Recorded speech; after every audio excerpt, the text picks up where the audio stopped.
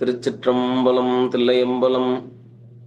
ஈராண்டில் சிவஞானம் பெற்றுயர்ந்தவை கண்டால் இணைத்தால் போற்றி.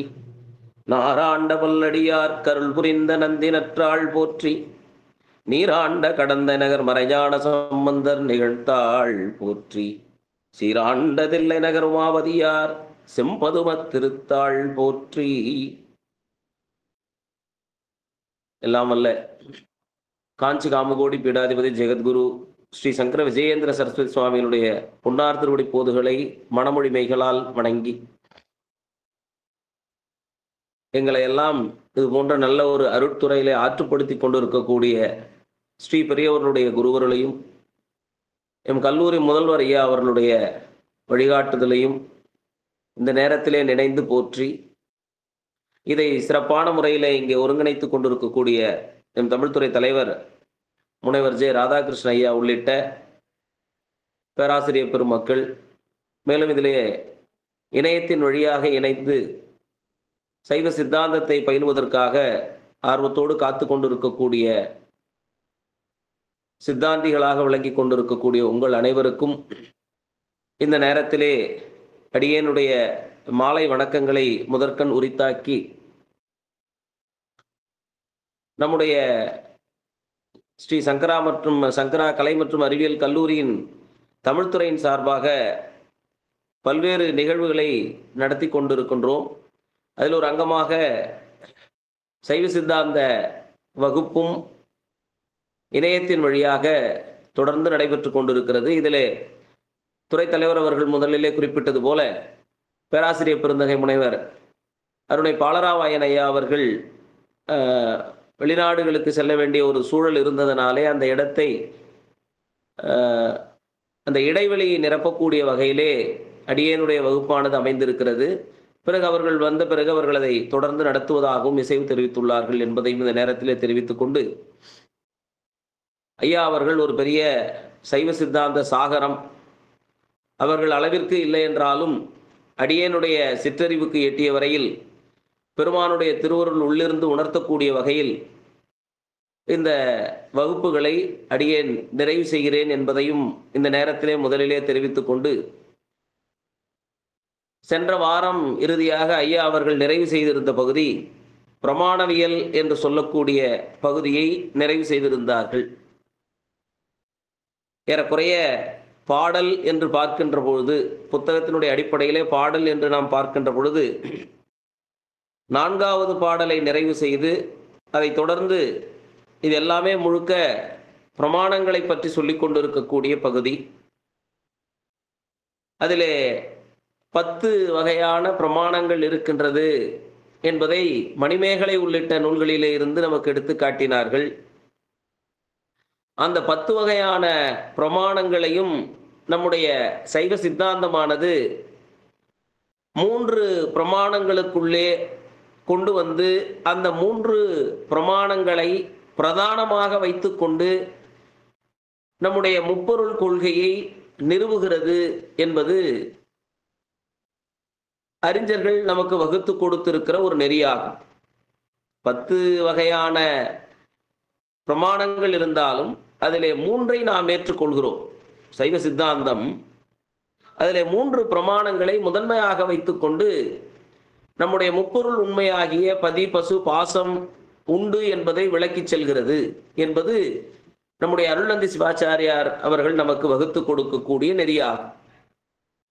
இதிலே இந்த 10 வகையான பிரமாணங்கள் என்று நாம் பார்க்கின்ற பொழுது, ஏனென்று சொன்னால் ஐயா அவர்கள் இந்த பிரமாணங்களை இங்கே சிறப்பாக உங்களுக்கு விளக்கி இருக்கிறார்கள். நான் அதன் தொடர்ச்சிக்காக இதை நான் இந்த இடத்துல தொட்டுக்காட்ட விரும்புகிறேன்.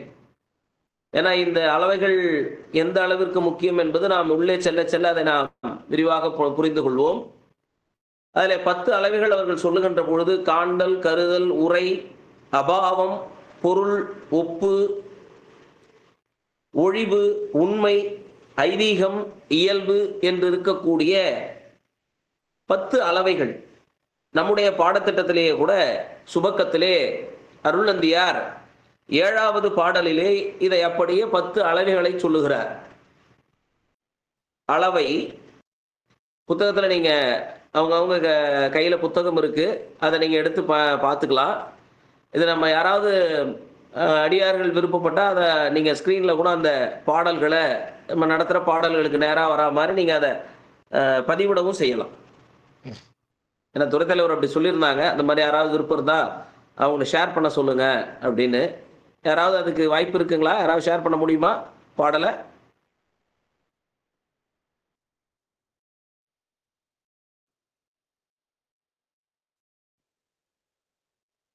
சரிங்க, நம்ம அடுத்த வகுப்புல இருந்து அதை நம்ம நாமளே ஷேர் பண்ணிக்கலாம். கேக்குதுங்களா எல்லாருக்கும்? கேக்குதுங்க ஐயா. ஆனா எனக்கு ஷேர் பண்ண தெரியாது. அடுத்த தடவை வேணா பார்க்கலாம். சரிங்கம்மா, சரிங்க சரிங்க, நன்றிம்மா நன்றிம்மா. சரிங்க, நான் இப்ப உங்களுடைய புத்தகத்துல நான் சொல்ற பாடல் இருக்கா எடுத்துங்க. 7வது பாடல், பாடல் எண் 7. அது வந்து பார்த்தீங்கன்னா அளவை. ஏன்னா ஒரு சில பாடல், அதாவது ஒரு பதிப்புக்கும் இன்னொரு பதிப்புக்கும் ஒரு சின்ன வேறுபாடு உண்டு. சிலர் கடவுள் வாழ்த்திலிருந்து என்ன தொடங்கியிருப்பாங்க, சிலர் கடவுள் வாழ்த்து இல்லாமல் நூல்ல இருந்து என்ன தொடங்கியிருப்பாங்க. அதனால ஒரு எண் முன்ன பின்ன இருக்கும். நான் வச்சிருக்கிற புத்தகத்தில் 7வது பாடல், ஏறக்குறைய உங்களுதுலையும் 7 தான் இருக்கணும். அது பாருங்க. அளவைகளை பற்றி உமாபதி சிவாச்சாரியார் சொல்லக்கூடிய அருமையான ஒரு நூற்பா அது. அளவை காண்டல் கருதல் உரை அபாவம் பொருள் ஒப்பு 6 என்பார். இந்த 6 தான் என்று சிலர் சொல்லுவார்கள்.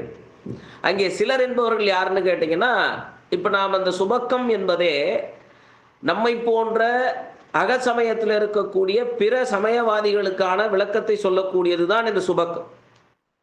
இதே அருளந்தி சிவாச்சாரியார் பரபக்கம் என்று ஒரு நூலை நமக்கு கொடுத்திருக்கிறார். அந்த பரபக்கம் என்பது நம்முடைய சைவ சித்தாந்தத்தை ஏற்றுக்கொள்ளாமல், சமய கொள்கையை ஏற்றுக்கொள்ளாமல் வெளியிலே இருக்கக்கூடிய பிறரை மறுக்கக்கூடிய, பிற விவாதங்களை மறுக்கக்கூடியது.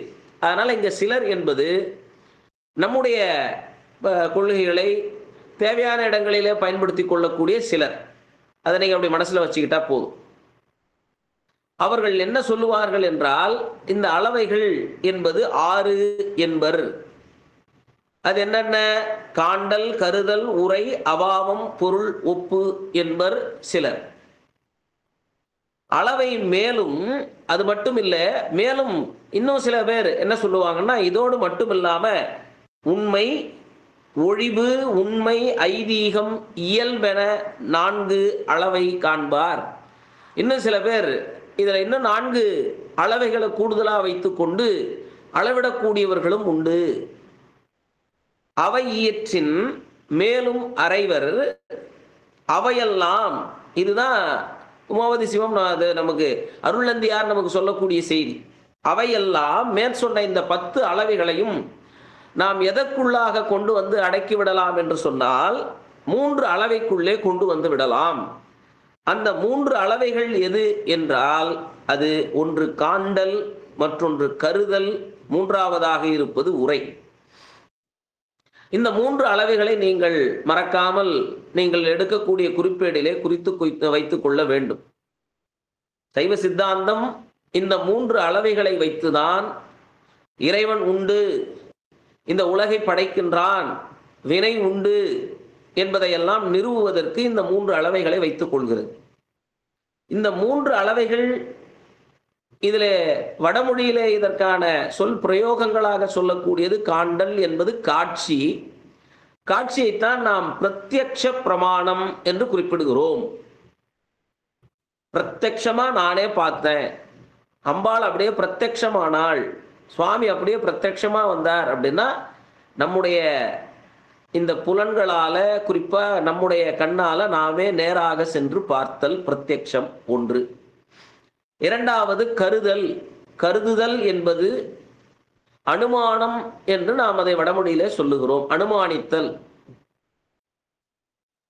அதற்கு வழக்கமா சொல்லக்கூடிய ஒரு உதாரணம், அங்கே நெருப்பு இருக்கின்றது என்று புகை வருகிறது என்று சொன்னால் அங்கே நெருப்பு இருக்கும். இது போன்று சிலதை நாம் அனுமானிப்போம்.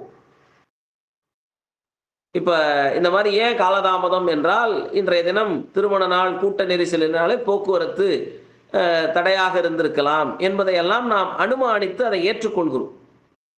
அதுபோல அனுமானித்தல், அனுமானம், கருதுதல். மூன்றாவதாக இருப்பது உரை. உரை என்றால் நம்முடைய அருளாளர் பெருமக்கள் நமக்கு உரைத்து கொடுத்திருக்கக்கூடிய ஆகம பிரமாணங்கள், ஆகமத்தை ஆதாரமாக வைத்துக்கொண்டு இந்த ஆகமங்கள் சொல்லக்கூடிய செய்திகளை எல்லாம் நாம் உள்வாங்கிக் கொண்டு அதன் மூலமாக இறைவன் உண்டு என்பதை ஏற்றுக்கொள்ளுதல். இப்படி இந்த அளவைகள் 3 10 இருந்தாலும் அந்த 10 இருந்து 3 அளவைகளை முக்கியமான அளவைகளாக நம்முடைய சைவ சித்தாந்தம் ஏற்றுக்கொள்கிறது. இதுல கூடுதலா இன்னொரு செய்தியை நான் உங்களுக்கு இந்த இடத்துல சொல்றேன். ஏன்னா அது பிறகு நமக்கு இந்த நூலை முழுமையா படிக்கிற போது நமக்கு தேவைப்படும் என்பதனாலே. அது என்ன என்றால், இந்த காண்டல் என்று சொல்லக்கூடிய பிரத்யக்ஷ பிரமாணம் 4 வகைப்படும். அது என்னென்ன என்றால், ஒன்று இந்திரிய பிரத்யக்ஷம், மற்றொன்று மானத பிரத்யக்ஷம், மூன்றாவதாக இருப்பது தன்வேதனை பிரத்யக்ஷம், நான்காவதாக இருப்பது யோக பிரத்யக்ஷம். இப்படி இந்த பிரத்யக்ஷ பிரமாணம் என்பது இன்னும் 4 பிரிவுகளை உடையதாக இருக்கிறது. அடுத்து இரண்டாவதாக இருக்கிற அனுமான அளவை, அதாவது கருதல் அளவை 2 பிரிவுகளை உடையது. ஒன்று தான் அறிதல், மற்றொன்று பிறருக்கு அறிவித்தல். இப்ப நாமளா புரிந்து கொள்கிறோம், ஆமா அங்க புகை வர்றதுனால அங்க நெருப்பு இருக்குன்னு நாம உணர்ந்து கொண்டு அறிந்து கொள்வது. பிறருக்கு உணர்த்துறோம், அங்க பாருப்பா அங்க புகை வர்றதுனால அங்க என்னவா இருக்குன்னா நெருப்பு இருக்கிறதுனாலதான் அங்க புகை வருது என்று. தான் அறிதல் ஒன்று, பிறருக்கு அறிவித்தல் ஒன்று என்று இந்த அனுமானமானது 2 வகைப்படுகிறது. அடுத்ததாக மூன்றாவதாக இருப்பது ஆகம பிரமாணம். ஆகம பிரமாணம் என்பது 3 வகைகளை உடையது. ஒன்று தந்திரக்கலை, மற்றொன்று மந்திரக்கலை, மூன்றாவதாக இருப்பது உபதேசக்கலை. இதெல்லாம் நாம ரொம்ப ஆழமா படிக்கின்ற பொழுது இதெல்லாம் தேவைப்படும். இருந்தாலும் அடிப்படையில் நாம் இதை இப்படி நாம இதுல இத்தனை வகைகள் இருக்கிறது என்பதை நாம் தெரிந்து கொள்ள வேண்டும். குறிப்பாக இந்த நேரத்தில் நான் மீண்டும் ஒரு செய்தியை இந்த இடத்துல நினைவுபடுத்த விரும்புகிறேன். சுபக்கம் என்று சொல்லக்கூடியதில் ஏறக்குறைய 300க்கும் மேற்பட்ட பாடல்கள். அவ்வளவு பாடல்களையும் நம்ம வகுப்பிலே நாம் ஒரு பாடலாக பார்த்து நிறைவு செய்ய இயலுமா என்பது கேள்விக்குரிய ஒரு விஷயம். இந்த 6 மாதத்திலே நமக்கு இருக்கக்கூடிய பாடத்திட்ட அடிப்படையிலே இதில் இருக்கிற செய்திகளை மொத்தமாக தொகுத்து, குறிப்பாக அதிலேயும் எந்தெந்த பாடல்கள் நமக்கு ரொம்ப பொருத்தமுடையதோ, எந்த பாடல்கள் கட்டாயம் தெரிந்திருக்க வேண்டிய பாடல்கள் என்று சில பாடல்கள் இருக்கிறதோ அதை மட்டும் நாம் விரிவாக பார்த்து பிற செய்திகளை, இப்ப நான் சொன்ன இந்த பிரமாணவியல் இந்த வகைகள்லாம் கிட்டத்தட்ட நமக்கு எத்தனை பாடல்கள் வரைக்கும் அவர் பேசுறார் என்றால், 7வது பாடல்ல 10 அளவைகள் என்று சொல்லி ஆரம்பித்தவர் அதனுடைய பொது இலக்கணம், சிறப்பு இலக்கணம், வேதனை காட்சி, யோக காட்சி என்றெல்லாம் கிட்டத்தட்ட நமக்கு பாத்தீங்கன்னா 16-17 பாடல்கள் வரையிலும் நமக்கு இந்த பிரமாணங்களையே நமக்கு எடுத்து சொல்லுகிறார். பிரமாணங்களை பற்றி எடுத்துக்கொண்டு இன்னும் உறுதியா சொல்லணும்னா, நிறைவா சொல்லணும்னா 20 பாடல்கள் வரையில, 7வது பாடலிலே ஆரம்பித்தவர் ஏறக்குறைய 20வது பாடல் வரையிலே பிரமாணங்களை பற்றியே பேசுகிறார். அதை தான் நான் உங்களுக்கு இந்த இடத்துல மொத்தமா செய்தியா தொகுத்து சொல்லிட்டேன். அப்படி இந்த பிரமாணங்களை வைத்துக்கொண்டு இப்பொழுது நமக்கு பதியினுடைய இயல்பை நிறுவுகிறார். நமக்கு இந்த இடத்துல ஒரு சந்தேகம் வரணும். பொதுவா சாஸ்திர வகுப்புல நிறைய வினாக்கள் நாம எழுப்பணும். அப்பதான் நமக்கு என்ன ஆகும்னா தெளிவான விடையை நாம புரிஞ்சிக்க முடியும். என்ன சந்தேகம் என்றால், இந்த பிரமாண இயலை ஏன் முதலிலே வகுத்தார்? பிரமாண இயல் இவ்வளவு சொன்னதற்கான காரணங்கள் என்ன?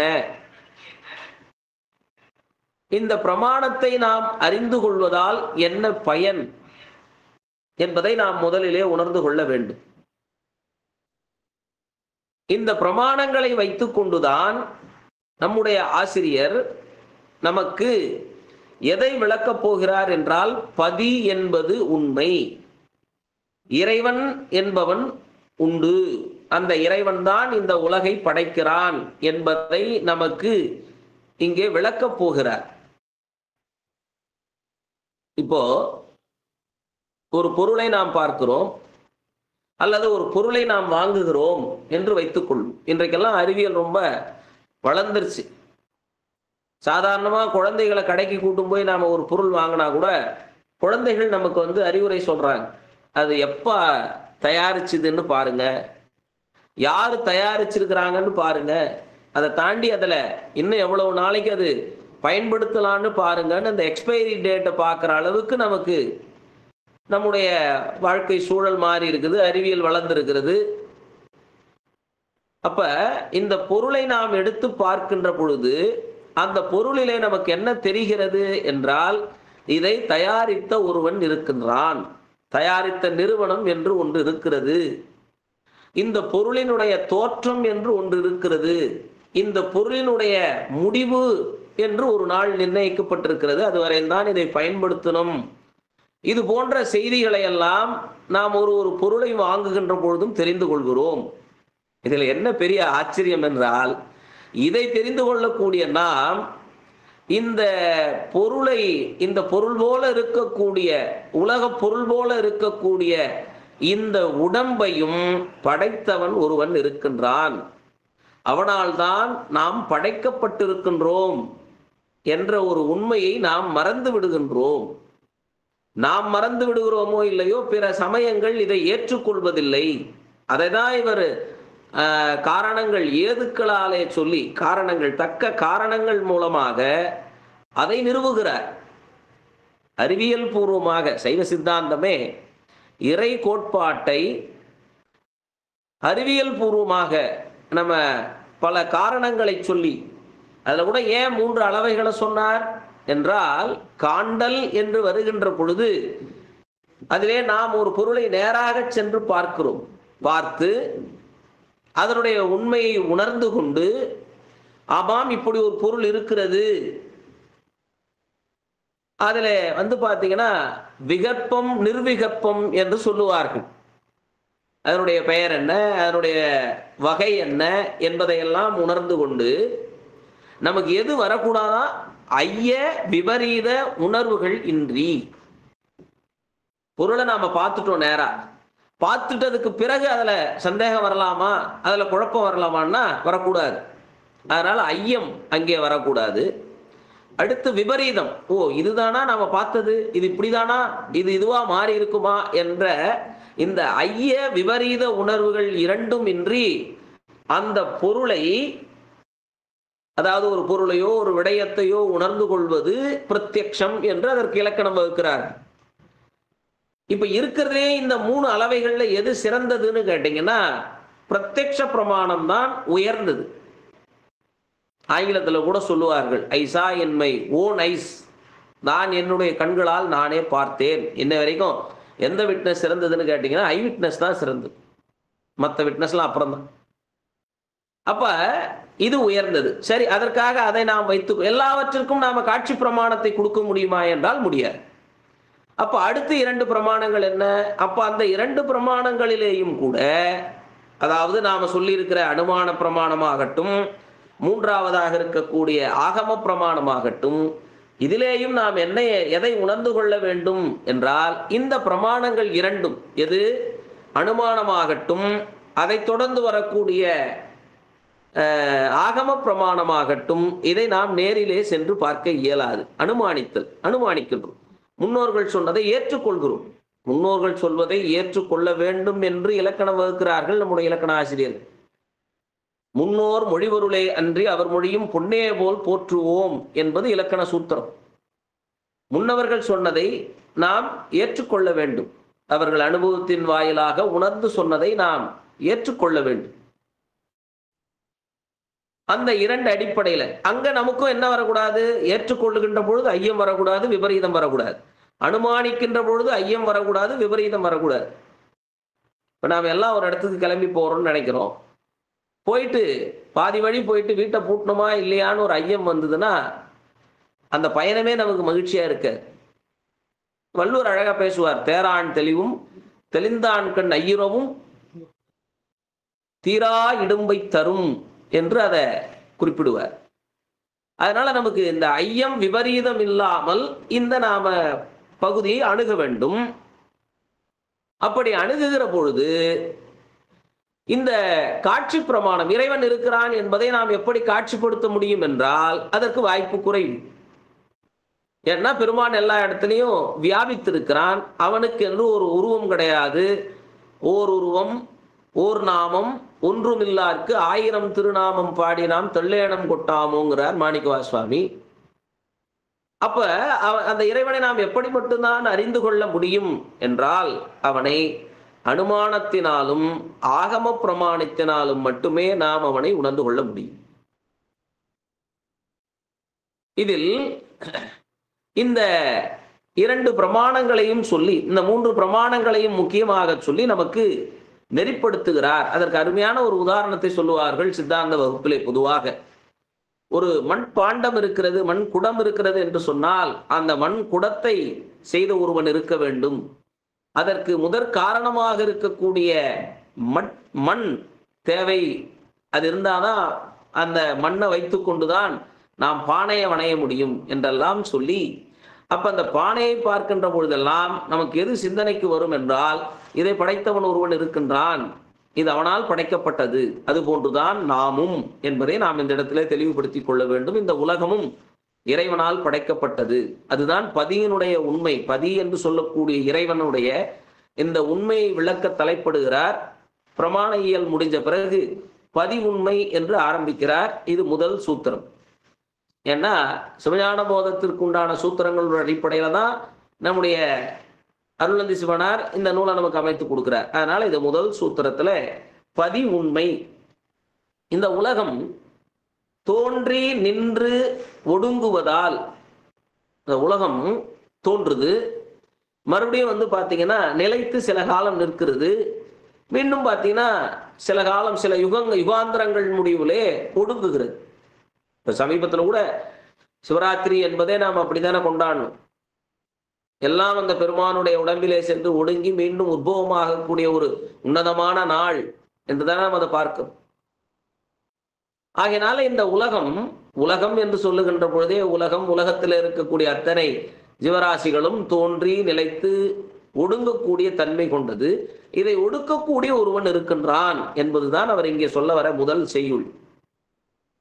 ஒருவனோடு ஒருத்தி என்று, ஒருவனோடு ஒருத்தி ஒன்று என்று உரைத்திடும் உலகம் எல்லாம் வருமுறை வந்து நின்று போவதும் ஆதலாலே தருபவன் ஒருவன் வேண்டும். தான் முதல் ஈருமாகி மறுவிடும் அனாதி முத்த சித்துரு மன்னி நின்றானே என்பது அந்த பாடல். அவன் அவள் அது எனும் அவை விடைமையின் ஆரம்பிப்பார் அங்க சிவஞான போதத்துல. அப்படி இந்த இறைவன் 3 நிலைகளிலே இருந்து இந்த உலகை படைத்து மீண்டும் நிலைக்கச் செய்து காப்பாற்றி பிறகு நிறைவிலே அதை தன்னுள் ஒடுக்கிக் கொள்கிறான். வருமுறை வந்து நின்று போவதும், இந்த உலகம் தோன்றி நின்று அழிதனாலே இதை தருபவன் ஒருவன் உண்டு, இதை கொடுக்கக்கூடியவன் ஒருவன் இருக்கிறான் அப்படின்னு சொன்னார். சொல்லிட்டு அவனுக்கு என்ன பேர் சொல்றார்? தான் முதல் ஈருமாகி மறுவிடும் அனாதி. அவனுக்கு இந்த வரையறைகள் உண்டா? அவனுக்கு தோற்றமும் அவனுக்கு நிலையும் அவனுக்கு இறுதியும் உண்டானா? கிடையாது. அவனால படைக்கக்கூடிய இந்த உலகத்திற்கும் உயிர்களுக்கும் தான் உண்டே ஒழிய அவனுக்கு கிடையாது. அதனால அவன் என்ன சொன்னார்? அனாதி முத்த சித்துரு. சிவபெருமானுக்கு அனாதி முத்த சித்துரு, சுவாமிக்கு அனாதி முத்த சித்துருன்னு பேரு. நாமெல்லாம் யாருன்னு கேட்டீங்கன்னா அனாதி பெத்த சித்துரு. இறைவன் அவன் தோன்றிய காலம் முதலாகவே அவனுக்கு அந்த பாசங்களினுடைய தொடர்பு அவனுக்கு கிடையாது. அதனால அனாதி முத்த சித்துரு, சித்துருவானவன். நாம் அப்படி கிடையாது, அனாதி பெத்த சித்துருக்கள். நமக்கு என்ன அப்படின்னு கேட்டீங்கன்னா, நாம் என்றைக்கு தோன்றினோமோ, நாம் என்று சொல்வது இந்த உடம்பல்ல, இந்த உயிர். நாம் என்றைக்கு தோன்றினோமோ அன்றையில் இருந்து நம்மோடு எது நமக்கு தோன்றியது என்றால் நம்முடைய வினை நமக்கு தோன்றியது. அதனால் நாமெல்லாம் அனாதி பெத்த சித்துரு, இறைவன் அனாதி முத்த சித்துரு. அப்பேற்பட்ட இந்த இறைவன் இந்த உலகை படைத்து காத்து ஒடுக்குகிறான் என்று முதலிலே சொல்லுகிறார். அப்படி சொல்வதனாலே இறைவன் உண்டு என்பதை நாம் தெரிந்து கொள்ள வேண்டும். இதை வள்ளுவர்கிட்ட போனா ரொம்ப எளிமையா சொல்லுவார். வகுத்தான் வகுத்த வகையல்லால் கோடி தொகுத்தார்க்கும் துய்த்தல் அரிது என்பது வள்ளுவரினுடைய வாக்கு. வகுத்தான், யார் வகுத்தான்? வகுத்தவன் ஒருத்தர் இருக்கிறான். அவனுடைய வகுத்து வைத்திருக்கக்கூடிய அந்த விதிகளுக்கு ஏற்பதான் இந்த உலகம் நடந்து கொண்டு இருக்கிறது. அதனால வகுத்தான் வகுத்த வகையல்லால், அவன் வகுத்ததை தாண்டி நம்மால ஏதாவது செய்ய முடியுமானா செய்ய முடியும். கோடி தொகுத்தார்க்கும் துய்த்தல் அரிது என்று சொல்லுவார். அடுத்து இந்த உலகம் இப்படி வந்து போகக்கூடிய தன்மையில் இருக்கிறது என்று சொன்னார். இத மேலும் நிறுவுவதற்கு ஒரு கொள்கையை நமக்கு இந்த இடத்துல அறிமுகம் செய்கிறார் அருள்நந்தி சிவாச்சாரி. சரி, இது 3 காரணங்களை வச்சுக்கிட்டோம் நாம. காட்சி, அனுமானம், அடுத்து வந்து பார்த்தீங்கன்னா ஆகமம். அதை தாண்டி இன்னொரு கொள்கையை கொண்டு நமக்கு அதை விளக்குறார். என்ன கொள்கை அப்படின்னு கேட்டீங்கன்னா, அந்த கொள்கை சர்க்காரியவாதம் என்று சொல்லக்கூடிய ஒரு கொள்கை. ஐயா அவங்க இதை முதல் வகுப்பிலே சொன்னாங்க. சர்க்காரியவாதம் என்று சொல்லுகின்ற பொழுதே நாம் அது ரொம்ப ரொம்ப அந்த சர்க்காரியவாதத்தை வைத்து கொண்டுதான் நம்முடைய சைவ சித்தாந்தமானது நம்முடைய கருத்தை நிலைநிறுத்தி கொண்டிருக்கிறது என்று நாம் பார்க்கின்றோம். அதாவது இல்லது தோன்றாது சர்க்காரியவாதம். நம்ம மாணவர்கள் எல்லாம் மனசுல வைத்து கொள்ள வேண்டியது என்னன்னு கேட்டீங்கன்னா, நம்முடைய சித்தாந்தம் எந்த வாதத்தை அடிப்படையாக வைத்து பேசப்படுகிறதுனா சர்க்காரியவாதம். சர்க்காரியவாதம் எது என்றால், இல்லது தோன்றாது. இந்த உலகத்துல இல்லாத ஒரு பொருள் புதுசா தோன்றுமானா நிச்சயமா தோன்றாது. அப்படி தோன்றுது அப்படின்னு சொன்னா நிறைய பொருள்கள் தோன்றிக்கொண்டே இருக்க வேண்டும். அதே நேரத்தில் இல்லது தோன்றாது, உள்ளது சிறக்கும். எதுதான் மீண்டும் மீண்டும் வரும் அப்படின்னு கேட்டீங்கன்னா, ஏற்கனவே இருக்கிறது தான் மீண்டும் மீண்டும் வரும். இதுதான் இந்த சர்க்காரியவாதம். இல்லது தோன்றாது, உள்ளதே சிறக்கும் என்பது சர்க்காரியவாதம். நாம நினைச்சுக்கிறோம் இது புது கண்டுபிடிப்புன்னு. கிடையவே கிடையாது. இந்த புது கண்டுபிடிப்புங்கிறது நமக்கு வேணா புதுசா இருக்கலாம். அது ஏற்கனவே உலகத்துல இருக்கிற ஒன்றுதான். இப்ப எல்லாரும் இணையத்தின் மூலமா இணைஞ்சு நாம பேசுறத நீங்க எதிர்முனையில கேட்குறீங்க. இப்ப இந்த ஒரு கண்டுபிடிப்பை நாம் என்ன நினைச்சுக்கிறோம் அப்படின்னா, இது இன்றைக்கு வந்து அறிவியல் வளர்ச்சி அப்படின்னு நாம சொல்றோம். ஆனா இது அறிவியல் வளர்ச்சிக்கு முன்னாடியே இது வந்து பாத்தீங்கன்னா நம்முடைய புராணங்கள்ல, இதிகாசங்கள்ல இது போல தூரத்திலிருந்து வரக்கூடிய ஓசையை அசரீரின்னு சொல்லியிருக்கிறாங்க. சரீரம் உடையது நாமெல்லாம், சரீரம் இல்லாத ஓசை அசரீரி. அப்ப அதனுடைய வடிவம் வேணா இன்னைக்கு மாறி இருக்கலாம். இல்லாத ஒரு கருத்தை இந்த உலகத்துல யாராலையும் கொண்டு வர முடியாது. இருப்பதுதான் சிறக்கும். அதுதான் அவர் சொல்றார், இல்லது தோன்றாது, உள்ளது சிறக்கும். சரி, கடவுள் உண்மையை சொல்ல வந்தவர் ஏன் இந்த இடத்துல இந்த சர்க்காரியவாதத்தை சொல்லணும் என்றால், இப்ப நமக்கு ஒரு சந்தேகம் வரும். இந்த உலகத்துல இத்தனை ஆன்மாக்கள், இத்தனை ஜீவராசிகள், 84 லட்சம் யோனி வேதம் கொண்ட ஜீவராசிகள் தோன்றுகிறது, உதிக்கிறது என்று சொன்னால் இதெல்லாம் எந்த அடிப்படையில் தோன்றுகிறது? இதை அவன் தோற்றுவிக்கிறான்னு சொல்லிட்டார். இறைவன் தான் இந்த உலகை படைக்கிறான் என்பதை நாம் தெளிவாகிவிட்டோம். அவன் படைப்பதனாலே, அதே நேரத்தில் அவன் அனாதி முத்த சித்துரு என்பதனாலே அவனுக்கு எந்த விதமான மல பந்தமும் இல்லை என்பதை நாம் தெளிவாக மனதிலே வைத்துக் கொள்ள வேண்டும். சரி, இந்த உலகத்திலே இந்த உயிர்களை படைக்கிறான். அப்ப படைக்கிறான்னா எங்கிருந்து படைக்கிறான்னு ஒரு கேள்வி நமக்குள்ள வரும். அதற்கு விடை சொல்வதற்காகத்தான் இந்த சர்க்காரியவாத கொள்கையை இங்கே நமக்கு அருள்நந்தி சிவனார் அறிமுகம் செய்கிறார். இந்த சர்க்காரியவாதத்தினுடைய அடிப்படையிலே நாம் பார்க்கின்ற பொழுது நமக்கு சொல்றார் என்ன அப்படின்னு கேட்டீங்கன்னா, சார்பினில் தோன்றும் எல்லாம் தருபவன் இல்லை என்னில் தேரின் இல்லதற்கோ தோற்றம், உள்ளதற்கோ நீ செப்பாய். ஓரின் இல்லதுவும் தோன்றாது, உள்ளதேல் உதிக்க வேண்டாம். சோர்விலாது இரண்டும் இன்றி நிற்பது தோன்றும் அன்றே என்பது அந்த பாடம். இதுல என்ன சொல்றார்? அப்ப இந்த உலகத்துல ஒருத்தன் படைக்கிறான்னு சொல்லிட்டீங்க, எங்கிருந்து படைக்கிறான் நீங்களே சொல்லுங்களேன் அப்படின்னு கேட்கிற. அவன் எங்கிருந்து படைக்கிறான் என்றால், இங்கே இருந்துதான் அதை எடுத்து நமக்கு படைக்கிறான். அதற்குதான் இவ்வளவு தூரம் சொல்லிட்டு வர. அதற்கும் இந்த இடத்துல ரொம்ப அருமையான ஒரு அடுத்த நூற்பாவிலே அதற்கு விடை சொல்றார். உள்ளதும் இலதும் இன்றி நின்றது ஒன்று உளதேல் உண்டாம், இல்லதேல் இல்லையாகும், தோற்றமும் இசையாதாகும். உள்ள காரணத்தின் உண்டாம் காரியம் உதிக்கும் மண்ணில், இல்லதாம் படம் கடாதி எழில் தரும் இயற்றுவானால். இப்ப ஒரு மட்பாண்டம் செய்யக்கூடிய ஒரு குயவர் அந்த பானையை உருவாக்க வேண்டும் என்று சொன்னால், அந்த பானையை உருவாக்குவதற்கு அவருக்கு முதல் காரணமாக இருக்கக்கூடிய மண் தேவைப்படுகிறது. மண் இருந்தாதானே நாம் எதை உருவாக்க முடியும்? பானையை உருவாக்க முடியும். மண்ணே இல்லை அப்படின்னா பானை வந்துருமா? வராது. அப்ப இங்க எது முதற் காரணம்? மண் முதற் காரணம். சரி, மண் மட்டும் இருந்தா பானையை வணைஞ்சிட முடியுமான்னா அதுவும் முடியாதுங்க. அப்ப என்ன வேணும்? அதற்கு சில துணை செய்யக்கூடிய காரணங்கள், துணை செய்யக்கூடிய பொருள்கள் தேவை. பானையை வணையிறவங்க பார்த்தீங்கன்னா ஒரு சக்கரம் வச்சிருப்பாங்க. அந்த சக்கரத்தில் மைய பகுதியில தான் சக்கரத்தை, அதாவது தரையில கிடைமட்டமா போட்டுட்டு அந்த சக்கரத்தை திகிரின்னு சொல்லுவோம். திகிரினா சக்கரம். அந்த சக்கரத்தை ஒரு கோலை கொண்டு வேகமா சுழற்றிட்டு அந்த சக்கரத்தினுடைய மைய பகுதியில இந்த மண்ணை குவிச்சு வச்சு அதுக்கப்புறம் அந்த பானையா வணைவாங்க. அப்ப இங்க அந்த திகிரி என்று சொல்லக்கூடியதும் அவன் பயன்படுத்தக்கூடிய அந்த கோலும், பானை செய்து முடித்த பிறகு அந்த பானையை விடுவிப்பதற்கு அவன் பயன்படுத்தக்கூடிய ஊசியும், இதெல்லாம் துணை காரணம்.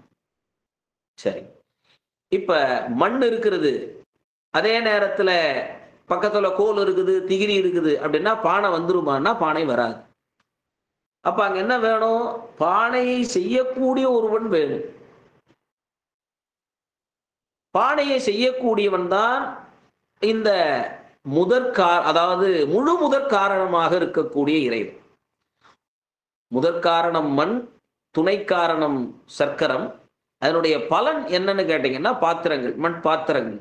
அப்ப இவையெல்லாம் கொடுக்கறதுக்கு யார் வேணும்னா அதை உருவாக்கக்கூடிய ஒருவன் வேண்டும். சரி, இது எங்கிருந்து அவன் எடுத்து உருவாக்குறான்னா இங்கிருந்தே எடுத்து உருவாக்குறான்.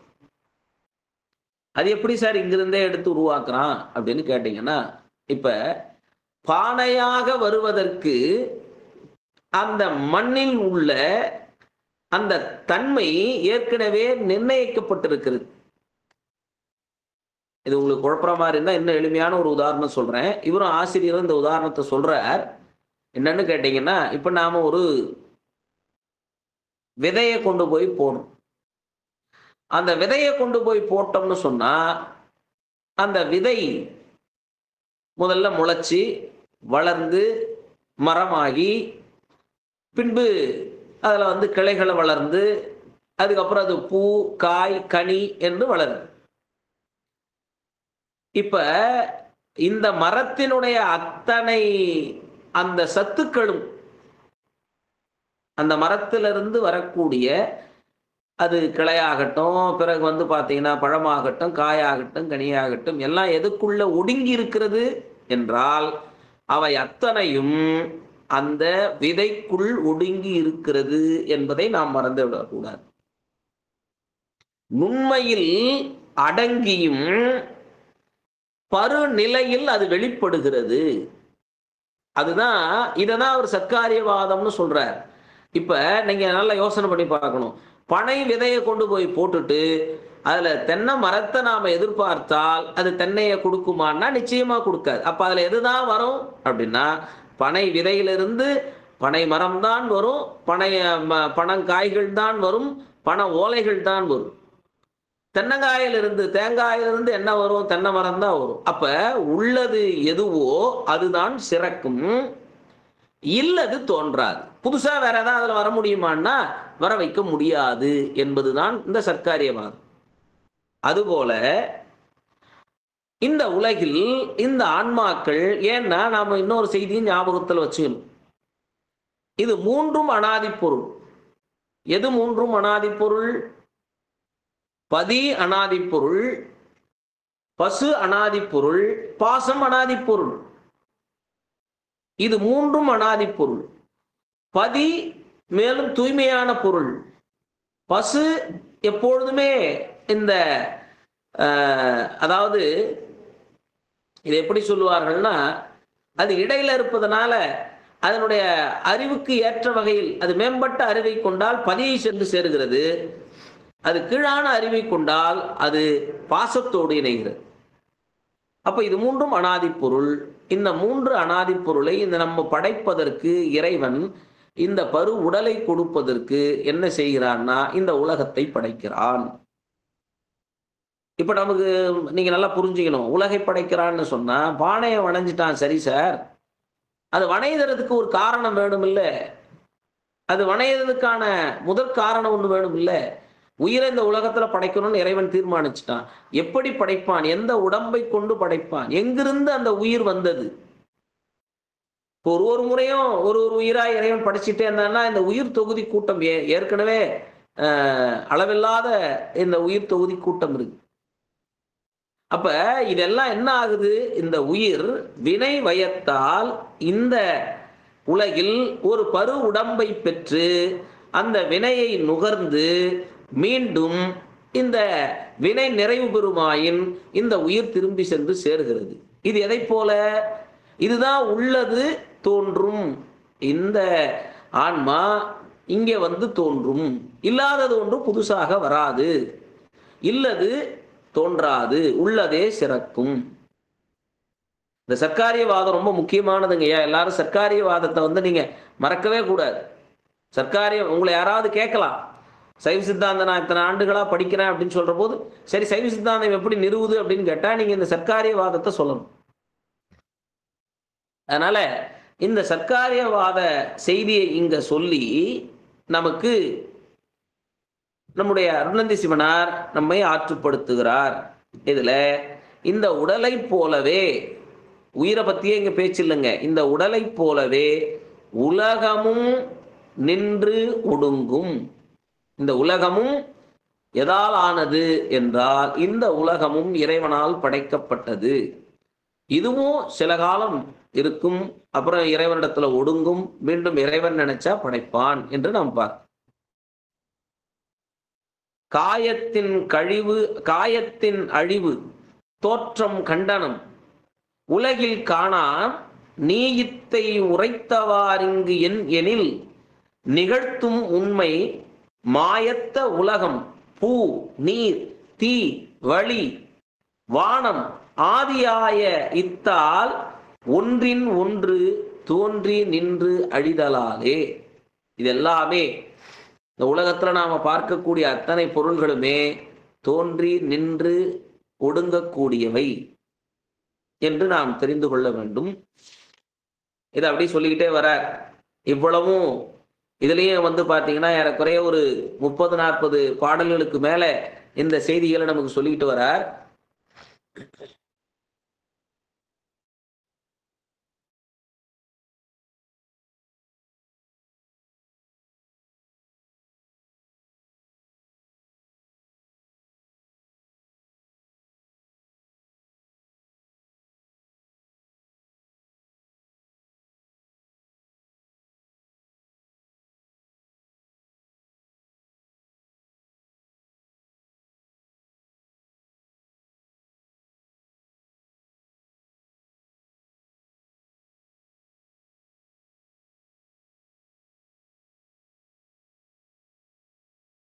ஐயா கேட்கல, நெட் போயிடுச்சு போல் இருக்கு உங்களுக்கு.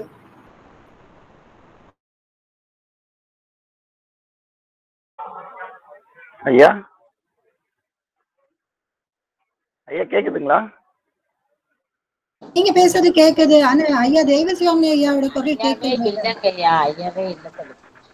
அவங்க நெட் ப்ராப்ளமா இருக்கு. சொல்றேங்கம்மா கேக்குறேம்மா, பாக்குறேன்.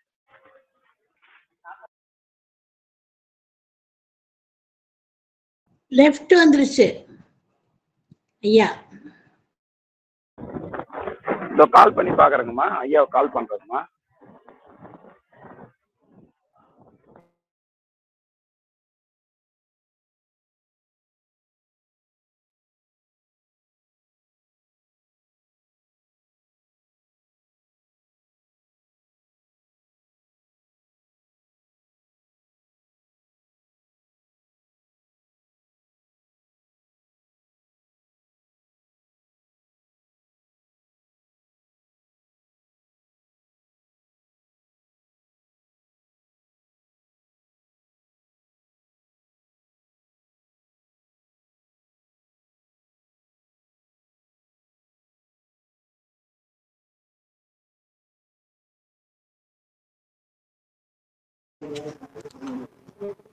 ஐயா கேக்குதுங்களா ஐயா எல்லாருக்கும்?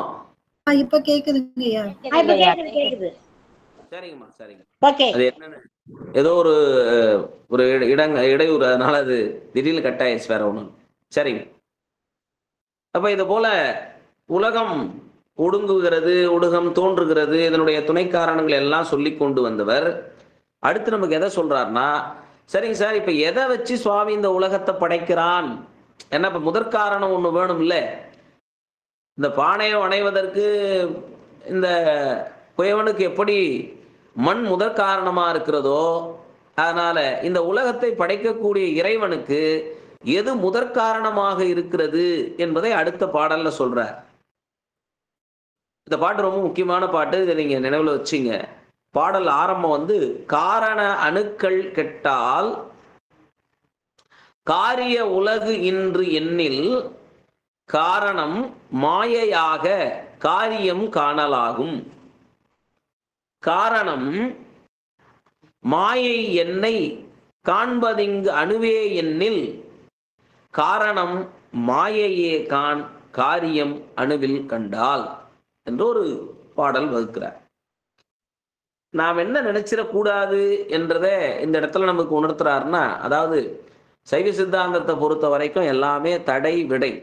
ஒரு விடையை சொல்லி இதுல என்னென்னலாம் தடைகள் இருக்குது, இந்த தடைகள் எல்லாம் இதுல நீக்கப்பட்டிருக்கிறதுன்னு விடை சொல்றது. அதனால தடை விடை. அவர் நமக்காக மட்டும் எழுதல, இதை நிறைய சமயவாதிகளுக்காக இதை சொல்றார்.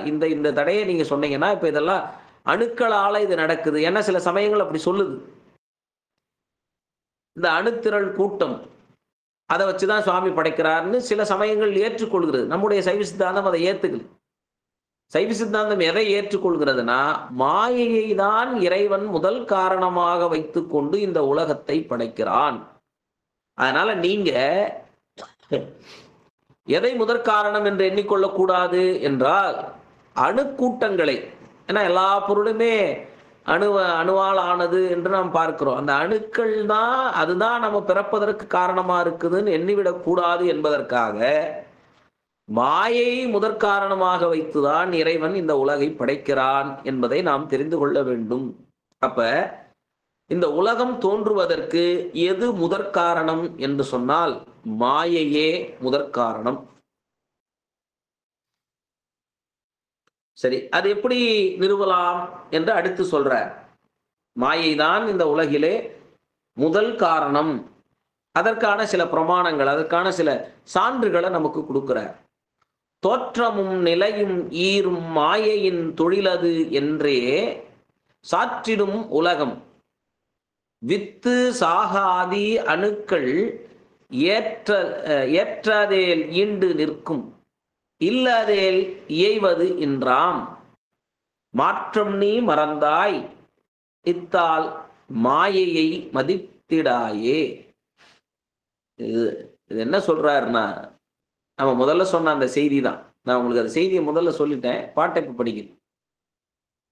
அதாவது அந்த வித்துக்குள், அந்த விதைக்குள் அந்த மரமாவதற்குண்டான அத்தனை சத்துக்களும் எப்படி மறைந்திருக்கிறதோ, நுண்பொருளாக மறைந்திருந்து அது பருப்பொருளாக எப்படி வெளிப்படுகிறதோ, அது போன்று இந்த ஆன்மா மாயைக்குள்ளே மறைந்திருந்து இந்த வினை வயத்தால் பிறவி எடுக்கின்ற பொழுது வெளிப்படுகிறது. அதனால இல்லாத ஒன்றை இறைவன் படைக்கலை. இந்த உலகத்தில் இருக்கிற இல்லாத ஒன்றை இறைவன் படைக்கவில்லை. ஏற்கனவே இருக்கக்கூடியதுதான். அது வினை வயத்தால் மாறி மாறி இந்த செய்தி, இந்த இடத்துல உங்களுக்கு இன்னொரு செய்தி கூடுதலா நான் சொல்றேன். 3 வினை இருக்கிறது நமக்கு. அதை நம்ம அடிப்படையில் அதை புரிஞ்சுக்கணும். அப்பதான் இதை உங்களால எப்படி இது நடைமுறைக்கு வந்ததுன்னு நமக்கு ஒரு தெளிவு பிறக்கும். அதுல என்னன்னு கேட்டீங்கன்னா 3 வினை நமக்கு இருக்கு. ஒன்று சஞ்சித வினை, நாம ஒரு ஒரு பிறவியிலும் எடுத்து சேகரித்து வைத்திருக்கக்கூடிய வினை சஞ்சித வினை. அடுத்து 2வதா இருக்கிறது பிராரத்துவ வினை, நிகழ்காலத்துல நாம செய்து இருக்கக்கூடிய வினை. ஆகாமிய வினை, நாம இப்ப செய்வதற்கு நாம பெறக்கூடிய பெறப்போகிற வினை. இப்படி 3 வினை இருக்கு.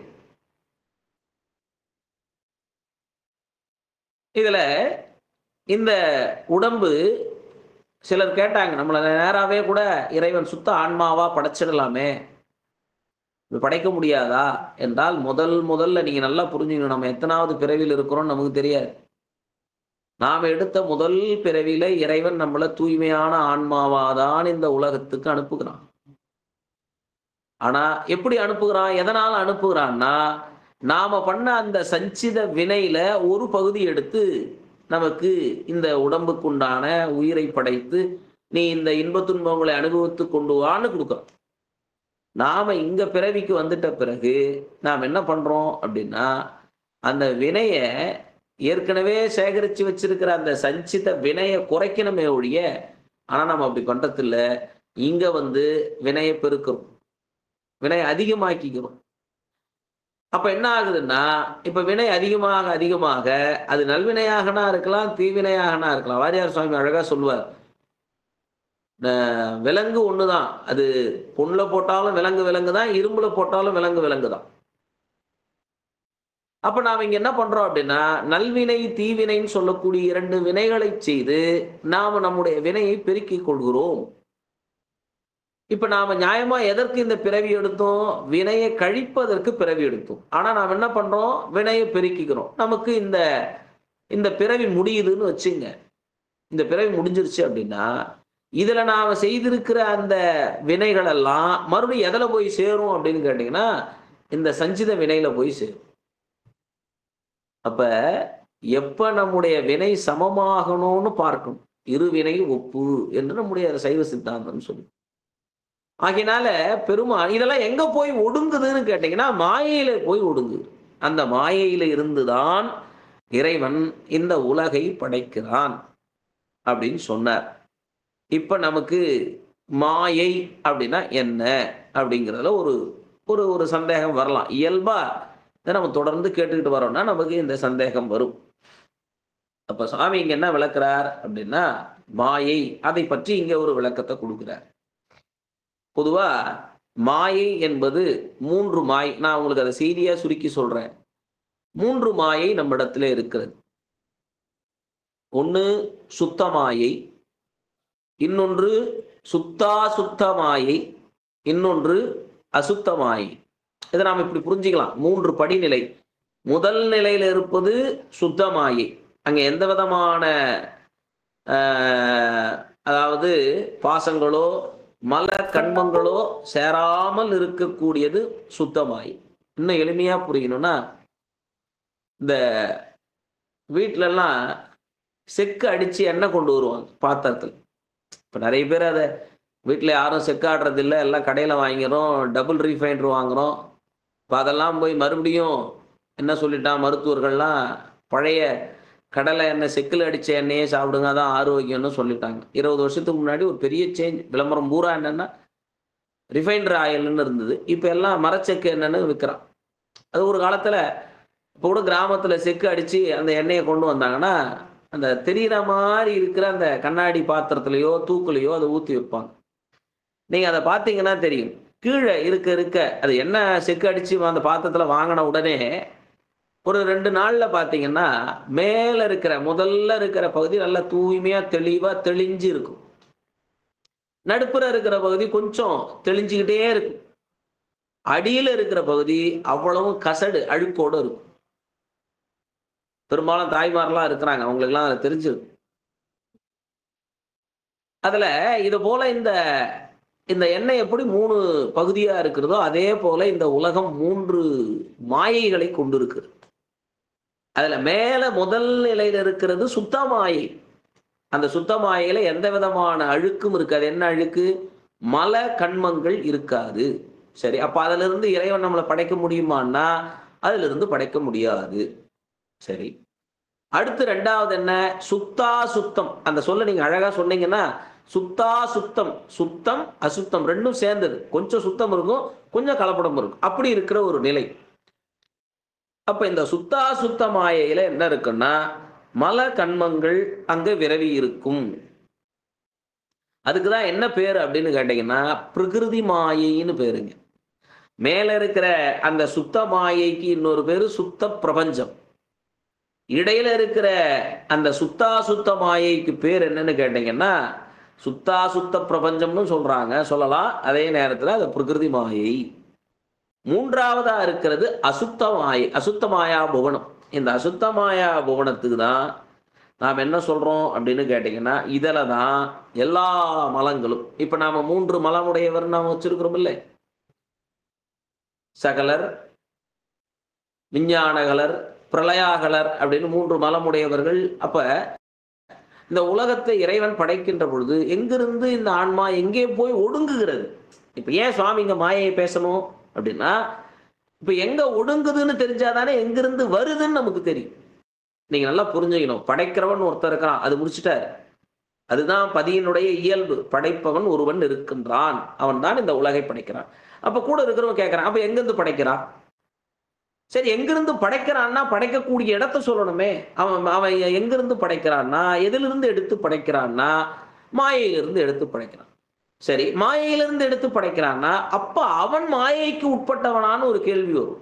அதுதான் நான் உங்களுக்கு முதல்லயே சொன்னேன், தடை விடை. இதை நம்ம கொஸ்டின் அண்ட் ஆன்சரா தான் இதை பார்க்கணும் சைவ சித்தாந்தத்தை பொறுத்த வரைக்கும். அப்ப நமக்கு இந்த கேள்வி வந்த உடனே அவர் சொல்றார், இல்ல மாயையில 3 இருக்குது.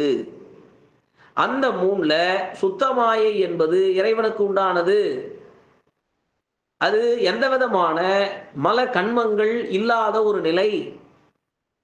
அடுத்து 2வதாக இருப்பது சுத்தா சுத்தமாயை, இது இடைப்பட்ட ஒரு நிலை. 3வதாக இருப்பது அது அசுத்தமாயை, அசுத்தமாயா புவனம் என்று அதை நாம் சொல்லுகின்றோம். இப்ப இந்த அசுத்தமாயா புவனத்தில் தான் இந்த உயிர்கள் எல்லாம் ஒடுங்கி இருக்கிறது. அதை கொண்டுதான் இறைவன் மீண்டும் இந்த உலகை படைக்கிறான். அதனால மாயை தான் முதல் காரணம். அது எதை போல என்றால் அதற்கு தான் அந்த விதையை சொல்லி, விதைக்குள்ளே அத்தனை தன்மைகளும் பார்க்கிறதுக்கு திருண்டு விதையா இருக்கு. தெள்ளிய ஆளின் சிறுபழத்துரு விதை மன்னர் தேர் புறவி நிற்க நிழலாகுமே. அதாவது இந்த ஆலமரத்தினுடைய விதை அது பார்க்கறதுக்கு மீனினுடைய கண்ணை போல சின்னதா இருந்தாலும் கூட அது என்ன பண்ணுமா, பெரிய ஆலமரமும் ராஜாவே வந்து தங்கக்கூடிய அளவுல பெரிய நிழல் கொடுக்கக்கூடிய மரமா இருக்கும். ஆனா அதனுடைய விதையை பார்த்தீங்கன்னா துணூண்டு இருக்கும். அப்ப அவ்வளோ பெரிய மரமாவதுக்கான அத்தனை ஆற்றலும் எப்படி அதுக்குள்ள நுண்ணிய பொருளாக இருந்து அது பருப்பொருளாக வருகின்ற பொழுது எப்படி வெளிப்படுகிறதோ அதே போன்றுதான் இந்த ஆன்மாக்கள் எல்லாம் இந்த அசுத்தமாயா புவனத்திலே ஒடுங்கி இருந்து மீண்டும் இந்த உலகில் பிறப்பை பெறுகின்றது. அது மட்டும் இல்லை, நாம மட்டும் இல்லை, அதுதான் சுவாமி சொன்னார் முதல்லயே, உயிர் மட்டும் இல்லை உலகத்தையும் சுவாமி அங்கிருந்துதான் படைக்கின்றான். அதற்காக இப்ப பிரபஞ்சத்தை பத்தி விளக்கினார். அடுத்து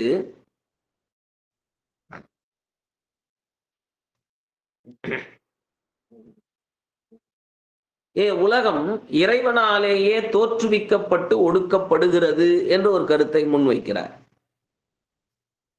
புத்திமற்காரியத்தால் பூதாதி புருடன் தானும் அத்தனு கரணம் பெற்றால் அறிதலால் அவற்றை மாயை உய்த்திடும். அதனால் மாயைக்கு உணர்வு ஒன்று இல்லை என்றே வைத்திடும். அதனால் எல்லாம் வருவிப்பன் ஒருவன் வேண்டும். இப்ப நமக்கு இன்னொரு சந்தேகம் இங்க வரலாம். மாயையிலிருந்து தானே தோன்றுது, நம்ம மாயைன்றத ஒன்றே தோற்றுவிச்சிடலாமே அப்படின்னா, மாயைக்கு என்ன கிடையாது அப்படின்னு கேட்டீங்கன்னா, அதற்கு உணர்வு ஒன்றும் கிடையாது.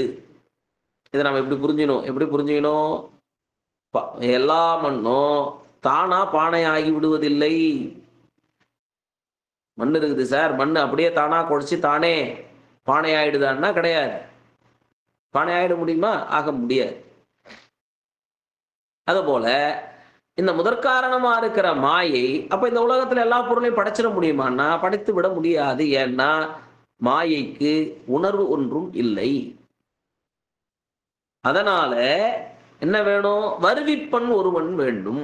அதை வருவிக்க கூடியவன், அதை உருவாக்கக்கூடியவன், பானையை உருவாக்கக்கூடிய ஒருவன் வேண்டும் அப்படின்னு சொல்ற. அப்படி இந்த பூதம் முதலியவற்றால் இறைவன் எதை கொடுக்கிறான்? சுவாமி எவ்வளவு பெரிய கருணையாளன் நீங்க புரிஞ்சுக்கணும். இந்த உலகில நம்மை படைப்பதற்கு முன்பாக இந்த ஆன்மா இந்த உலகில் பிறக்க வேண்டும் என்பதற்காகவே தனு கரண புவன போகங்களை கொடுக்கிறான். அதை கொடுத்து அதுக்கப்புறம் இந்த ஆன்மாவை வினை வயத்தால் பிறக்க வைத்து இவ்வளவும் யார் செய்யறது? பெருமான் செய்கிறான். அப்ப இறைவன் உண்டு, அவன் இந்த உலகை படைக்கிறான். உயிரை அதிலே சென்று அதன் வினைக்கு ஏற்ப உடலை கொடுத்து அந்த உயிரை அதிலே விளையாடச் செய்கிறான் என்று நாம் பார்க்கிறோம். இங்க இதுக்கிடையில ஒரு பெரிய செய்தியை சொல்ற. அது என்னன்னு கேட்டீங்கன்னா, இங்க இந்த புவனங்கள் எப்படி உருவாகுதுங்கிறதுக்கு ஒரு பெரிய விளக்கத்தை கொடுக்குறார். அது சொல்ல வந்தபோது இந்த சுத்தமாயிலிருந்து வாக்குகள் தோன்றுகின்றது. சுத்தமாயிலிருந்து வைகரி, மத்திமை, பைசந்தி, சூக்குமம் என்று சொல்லக்கூடிய வாக்குகள் தோன்றுகிறது. அடுத்து சுத்தாசுத்தமாயிலிருந்து அராகம் முதலிய 5 விதமான தன்மைகள் தோன்றுகிறது.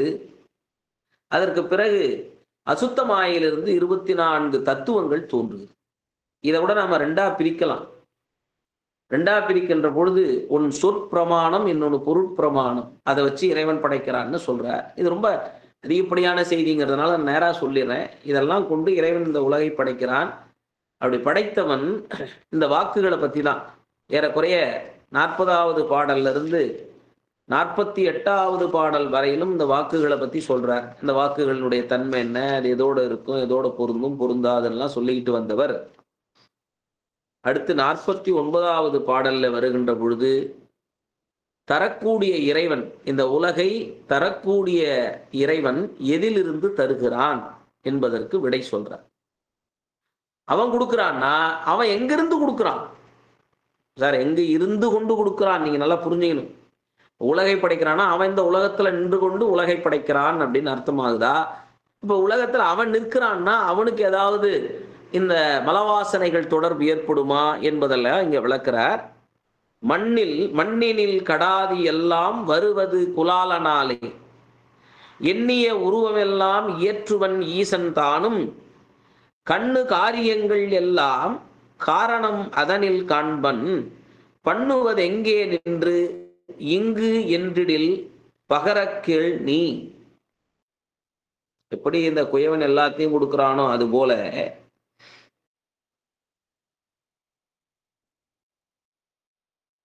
எந்த இடத்துல இருந்து செய்கிறான் என்பதற்கு இங்க விடை சொல்றார். பாட்டுல அவ்வளவுதான் செய்தி. செய்தி என்னன்னா, நமக்கு ஒரு சந்தேகம் வரலாம் இல்லையா? இப்போ பையன் பாடம் நடத்தினா ஒரு சந்தேகம் கேட்டான்.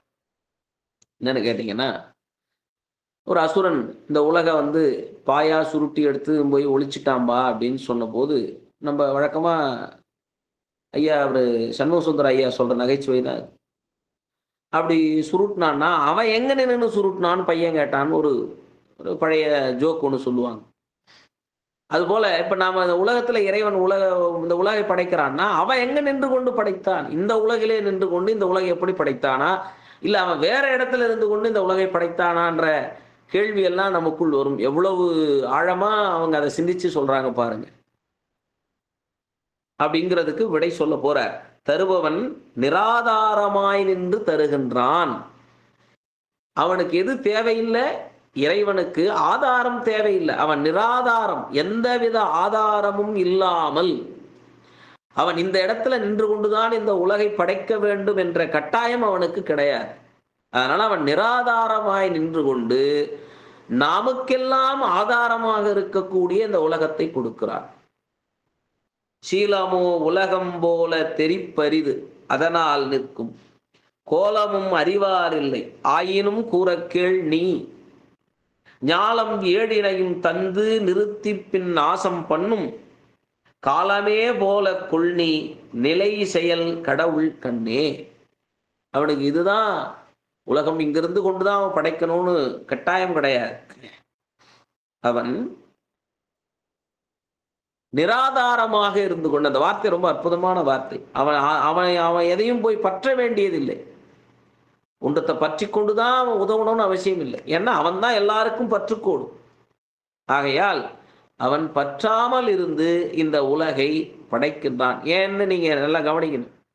அவன் இங்க இதை பற்றுக்கோடாக வைத்து கொண்டான் என்றால் நமக்கு வரக்கூடிய அந்த மல வாசனைகள் அவனுக்கும் வந்துவிடும். ஆகையினால பெருமான் இதிலே இருந்து எந்த சம்பந்தமும் இல்லாமல் இந்த உலகை படைக்கிறான் என்பதை இந்த இடத்திலே நமக்கு விவரிக்கிறார்.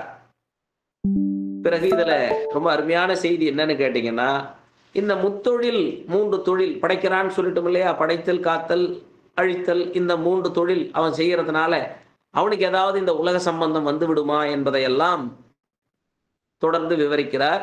இதை நாம் அடுத்தடுத்த வாரங்களிலே வருகின்ற பொழுது சிந்திக்கலாம் என்று சொல்லி இந்த வாரத்தை பொறுத்தவரையில் பிரமாண இயலை நாம் நிறைவு செய்தோம்.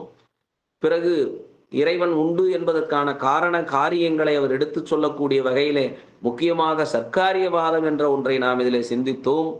பிறகு இறைவன் இந்த உலகை படைக்கிறான் என்று சொல்லுகின்ற பொழுது எதிலே இருந்து படைக்கிறான், எதிலே அது ஒடுங்கி இருக்கிறதோ அதிலே இருந்து அதை படைக்கிறான். அதற்காக வேண்டி மாயைகளை, இங்கே 3 விதமான மாயைகளை விளக்கினார் என்று சொல்லி இன்றைய நாள் வகுப்பை அடியேனுடைய சிற்றறிவுக்கு எட்டிய வரையில் நான் இங்கே விளக்கி இருக்கிறேன் என்பதை சொல்லி நிறைவு செய்கிறேன். இந்த வாய்ப்பை வழங்கிய துறைக்கும் முதல்வர் உள்ளிட்ட நம்முடைய நிர்வாக பெருமக்களுக்கும் இந்த நேரத்திலே நன்றி சொல்லி நிறைவு செய்கிறேன். நன்றி, வணக்கம். நன்றி ஐயா, அருமையாக இருந்தது. முறையாக நன்றி உரை சொல்லிடலாம். நன்றி உரை